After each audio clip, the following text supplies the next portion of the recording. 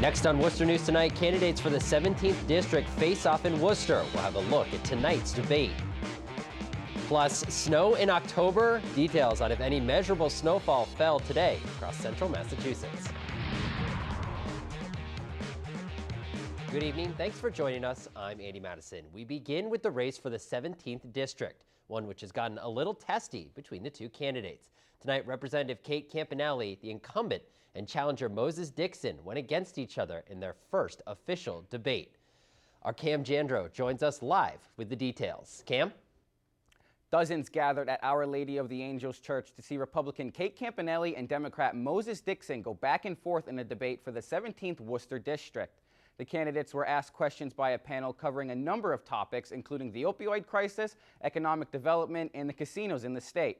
One topic brought up was charter schools and the idea of raising the cap, where the two candidates did not agree.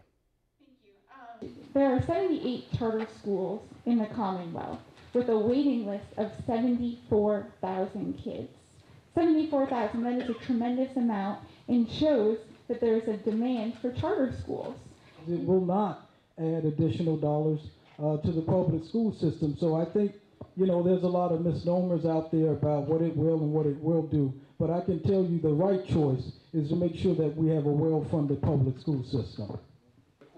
The candidates did agree on voting against the legalization of marijuana, but again, couldn't see eye to eye when it came to the issues that revolve around the district. But I think the number one issue, particularly for the folks in the Main South area, is employment, and make sure that they've got a living wage and make sure that they'll be able to provide for their children and their families. So I believe the issue, it depends on who you talk to and what constituent, and I make sure I represent every constituent in my district. Now, Election Day is November 8th, and both candidates tell us that they are going to be using every moment of time until then to earn every possible vote. Andy? Cam, thank you. Tomorrow night, paying the toll in cash will end in Massachusetts as the state transitions to electronic tolls. Today, officials announced a grace period for those without an Easy Pass for their car. The Department of Transportation says the grace period will last about 6 months and allow drivers to sign up for Easy Pass. Those without an Easy Pass will have their license plate number read by the new system. The driver will be sent an invoice. DOT says if the driver signs up for an Easy Pass, the money will be credited to their account. The state is also expanding hours at customer service centers this weekend to allow drivers to sign up for an Easy Pass. Press conference is scheduled for tomorrow to go over the electronic system one more time before it goes live.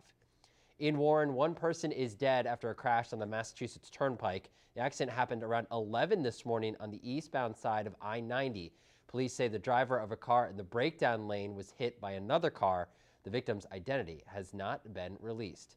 Well, a drop in temperature had many bundling up today, and in some areas of Massachusetts, there was some light snow in the forecast. Only rain fell in Worcester, but the talk of snow already compared to last year's mild winter has many wondering what's in store for this year. Our Brittany Schaefer caught up with a local meteorologist and has the details. Well, it was a shock when I stepped outside this morning. Cold temperatures and the possibility of the season's first snowfall Thursday has many in central Massachusetts buzzing. It's cold this morning, cold enough to support snow. This afternoon, warmer air is going to move in and flip it over to all rain, unfortunately, for snow lovers. Meteorologist Zach Green says these colder temperatures in October are somewhat rare. It happens every few years. We won't have as warm a fall as we've had the last couple of years, so we'll see colder shots earlier this year.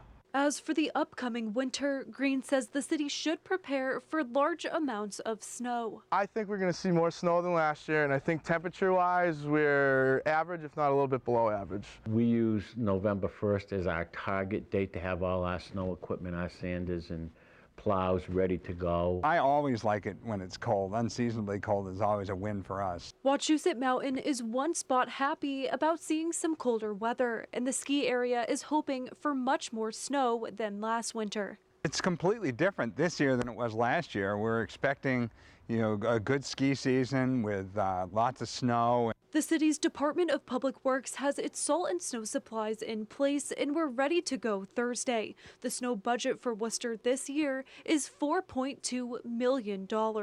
And that is an adequate amount for a normal winter, something like 60 inches, 70 inches of snow. Brittany Schaefer, Worcester News Tonight. Assumption College hosting a bishop and an archbishop tonight for a discussion about the Pope and marriage in the Catholic Church. Tonight's panel discussion was moderated by EWTN News Director Raymond Arroyo. It centered around the debate over if some of Pope Francis's actions are a break from long-standing traditions on family and marriage. John Paul II and Pope Benedict had a very different view of how to deal with divorced and remarried Catholics. Pope Francis has his own view here. The question is, did he really change church practice or not? That's what I'm hoping to discover tonight. Bishop Robert McManus was part of tonight's discussion. Arroyo recently sat down for an exclusive interview with Republican presidential candidate Donald Trump. Also tonight, some in the manufacturing industry met in Worcester to talk about job growth and expansion. The Worcester Regional Chamber of Commerce hosted the event tonight at St. Gobain. According to the chamber, there are about 300,000 people working in manufacturing in the Bay State. Manufacturers and educators say they're looking for ways to get younger people interested in the manufacturing industry. Worcester police investigating after one person was killed in a car accident on Gold Star Boulevard last night. Police say a Volvo engulfed in flames. Officers say a man was found inside the car and was pronounced dead just before midnight. Police believe the driver was speeding down Gold Star Boulevard when they crashed into a concrete sign, causing the car to fly into the air before landing in between two concrete structures. The victim's name has not been released. A new Mediterranean restaurant officially opened in the city. Tenchi is part of the Grid District in downtown Worcester. The owner has partnered with developer MG2 to help expand in Worcester. Our Olivia Lemon has the delicious details. The Grid District in downtown Worcester has another new addition. Tenchi Mediterranean Grill is now open.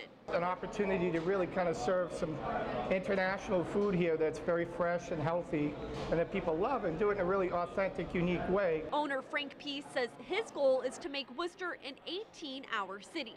Peace also owns Brew on the Grid and plans on opening 4 more restaurants in the neighborhood by this time next year. What we're trying to accomplish here is really turning this place into a destination where you can live, work, and play. You need the right spirit, the right attitude, and you need a lot of patience to realize that, things like that don't happen in a month or two. It takes a period of time, and, we're willing to wait it out. General Manager Christo Spiritus says downtown Worcester has been getting more positive attention, so it's the perfect time to expand in the city. We're trying to create that magnet effect to pull people towards downtown. Spiritus, who grew up in Greece, says Tenchi offers a fast, casual Mediterranean concept in a unique way. They simply walk a line and they choose whatever they want for a topping, and then at the end we'll add the protein or the falafel or whatever they prefer. Peace says a majority of their employees are from Worcester and he'd like to keep local people in the area.